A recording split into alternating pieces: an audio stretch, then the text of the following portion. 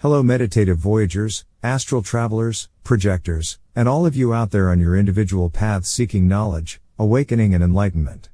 Welcome to the Third Eye Project, and thank you for choosing to listen to the Voice in the Dark series on meditation, awakening, consciousness and enlightenment, where I share my personal spiritual journey into the realm of consciousness, alongside my discoveries, insights and experiences with meditation, awakening, and finding enlightenment. It is my desire that this wealth of experience will bring you to a greater level of mindfulness, spiritual growth, awakening of self and ultimately opening of your third eye. I am the voice in the dark and I will be your guide through the series. Please do not forget to subscribe, comment and ask relevant questions. I'll do my best to reply. Also join the Third Eye Project's YouTube channel. Being a channel creator, I could use support increasing the audience, and more importantly it would really help the channel grow into what was intended. The benefits you will receive from guidance in awakening, consciousness and enlightenment will make subscribing worthwhile. Please enjoy the message.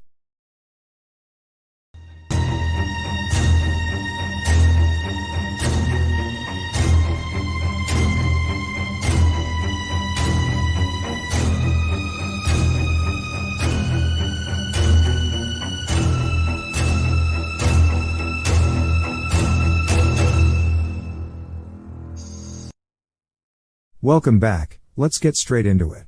As a meditative traveler, outer worldly reality takes on a dimension that the average uninitiated and unawakened cannot even begin to fathom, not by a long shot. If only you could experience a fraction of what higher consciousness really is, transformation of self as it should be, would be your only priority in this life. Now, while it remains true that there exist several other proven ways to effectively meditate, such as mindfulness meditation, mantra meditation, progressive relaxation, focused meditation, transcendental meditation and so on, I know by extensive spiritual experience and practical application, that there is only one true path to fully connect in state of being with the vortex of higher consciousness, enlightenment and outer worldly divinity. That path to greater spiritual growth is and remains spiritual meditation. And meditative travel, I believe, is the only means by which connection with higher consciousness and enlightenment is possible. You see, things of the spirit can only be done in the spirit state of being. Listeners, your ultimate meditative experience awaits you. As a basis for your further understanding down the line, I want to give you all a firm mind, body and spirit understanding of what meditative travel really is and why it works so well, 100% of the time. But to do that, there arises the real need to use some sort of reference point or visual yardstick that is easily and clearly understood by everyone. So I'll start by making the distinction between the concept of time travel as your world knows and defines it, in contrast to meditative travel as it is and has been for centuries. This is the real universal secret, the ancient civilizations knew, practiced to perfection and kept guarded, century after century.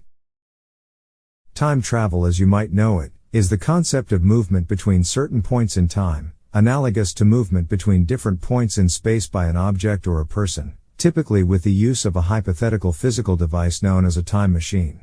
I don't do that, simply because it is not yet universally possible. At least, not in this earthly time, space and dimension.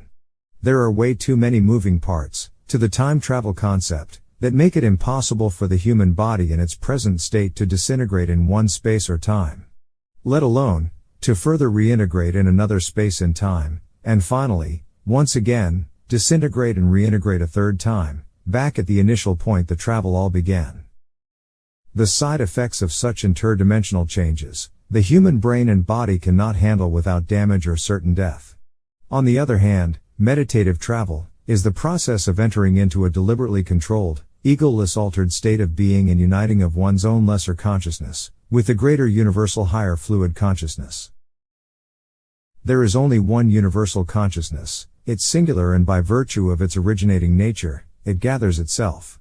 So, wherever a concentrated higher consciousness exists, a lesser consciousness will always, assuming the correct state of being is attained, be drawn by and connect to the higher consciousness. Rivers and streams eventually always end up flowing into the greater oceans. And this is where spiritual meditation becomes a tool by which meditative travel is achieved. The trigger of meditative travel into the higher consciousness realm is the egoless Theta state, a low-frequency state of being, as found in monks practicing spiritual meditation. It is very important to note that with meditative travel, the human body plays no part in the journey itself, save to remain in origin, as a shell for the lesser physically restrictive consciousness to leave, travel afar and return to. Let's call this state of being temporary immobility. In essence, the near-death experience, astral projection, remote viewing, dreams, and nightmares, are all just forms of very vivid automatic mental self-exploration of the mind. In other words, meditative travel, in different degrees of intensity, outside the realm of the ego full normal waking, lesser consciousness state. This is what the hierarchy of the ancient civilizations all mastered. Again, with meditative travel, the double coincidence of the disintegration and reintegration problem prevailing with time travel does not arise, because the human body is for the duration of travel stationary. There is only a relinquishing of the ego self, causing the ejection of lesser consciousness from the physical body, and thereby uniting with higher consciousness, the realm of divinity. And it has already been proven scientifically that ejection of consciousness is possible. When a person dies or passes on, permanent immobility seizes them, and their lesser animated consciousness leaves, disappears, or departs, separating from animated physicality. Call it whatever you choose, but I'm sure you get the principal point. More importantly though, if you read or listen to any of the thousands of available accounts of near-death or out-of-body experiences from around the world, in all the cases there is one common denominator: the body and brain of the observer was just prior to the experience, momentarily immobilized, and the ego self was diminished. I believe that this immobilization of body and mind, under a very specific set of conditions or coincidences, cause a particular brain frequency and vibratory state of being, that becomes a gateway for the egoless self to enter into the external realm of higher consciousness. The near-death experience stories of Betty J. Eade, Scott McNamara, Jesse Sawyer, Scott Drummond, Jim Woodford, Dr. Mark Dunna, Andrea Pfeiffer, Howard Storm, author Stephanie Arnold, and an endless list of others, all knowing or unknowingly, make mention of this fact as the pivot by which their out-of-body experience came into being. Without that state, their out-of-body or near-death experience would never have occurred.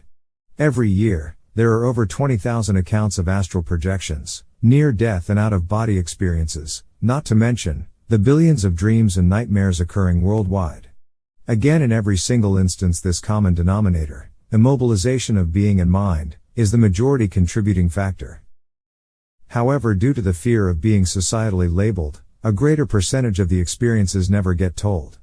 The cause of immobilization, be it accident, cardiac arrest, trauma, near death, or spiritual meditation and so on, plays some part, but has no relevance in the greater scheme of the near-death or out-of-body experience. For a perfectly normally functioning individual to have a dream or nightmare, guess what? Their body and mind has to be immobilized, in a state of being associated with lower frequency and the deep sleep state that temporarily arrests the ego. In all the cases, the person or people involved, irrespective of cause or state of the immobilization of their flesh, body and mind, all report the same, a living state of being, with full sensory cognitive faculty and activity, after completely exiting from the temporary immobilized flesh body.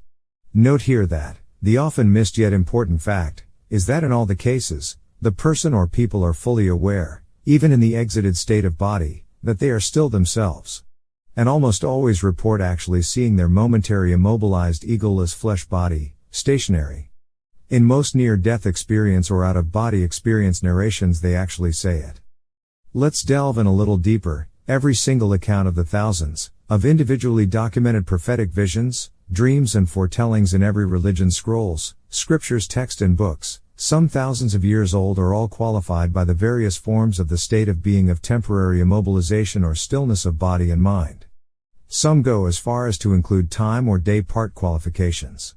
An example of this is found in the book of Job chapter 33 verse 15, and I quote, "In a dream, in a vision of the night, when deep sleep falls on men while they slumber in their beds, he opens their ears and terrifies them with warnings." Did you recognize the loss of ego and temporary immobilization in the verse?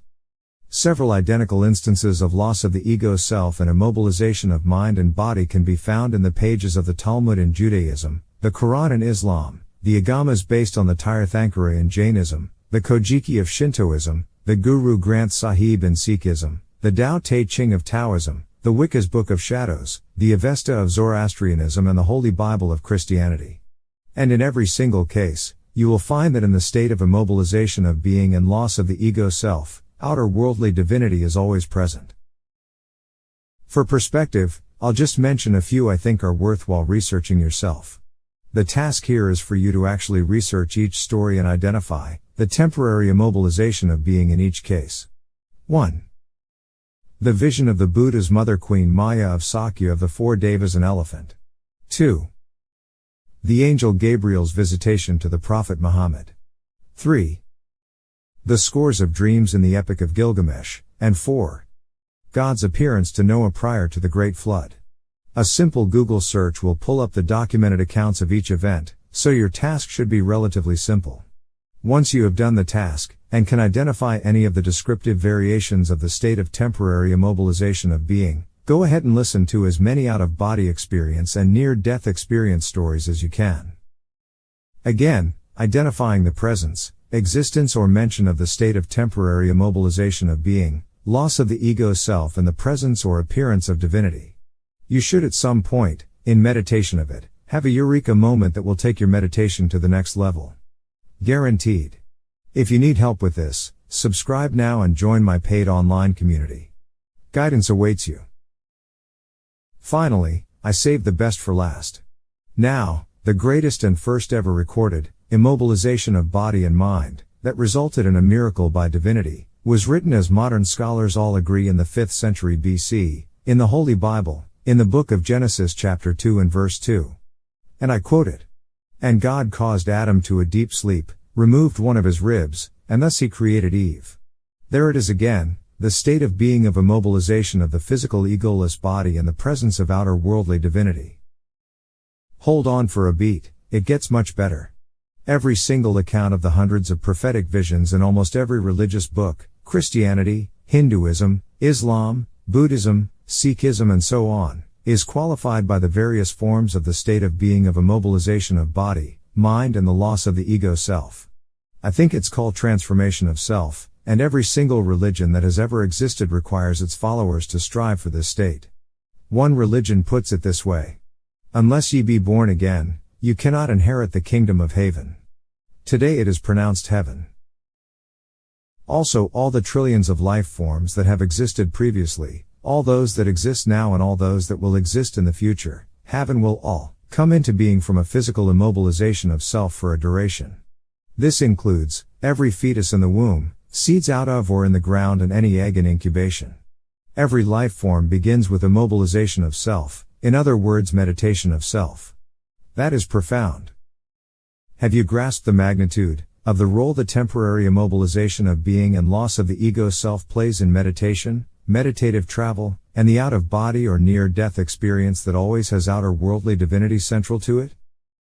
In conclusion, if you want to in meditation see, commune or interact with divinity, in the open third eye state, during meditation, then the perfection of the state of being of temporary immobilization of body, mind and the relinquishing of the ego self is the guaranteed way it will happen. It's been working that way for centuries. Need I say more? On that note, I believe I have thus far scattered several seeds of truth in connection with meditation, the third eye and meditative travel. What remains is for you to give them fertile soil, in the depths of your consciousness, and grow they will into the mighty oak of understanding that precedes awakening of self. In part 3 of this video, link in the description, I am about to take you on a journey that is going to be the beginning of your true north awakening of self. Please do not forget to subscribe, comment and join the channel. As a footnote, there are a selected few that can actually in practicality get you to a true awakening of self in the state of the open third eye, using meditation and meditative travel as the means. And guess what? The voice in the dark is one of those few. Thank you.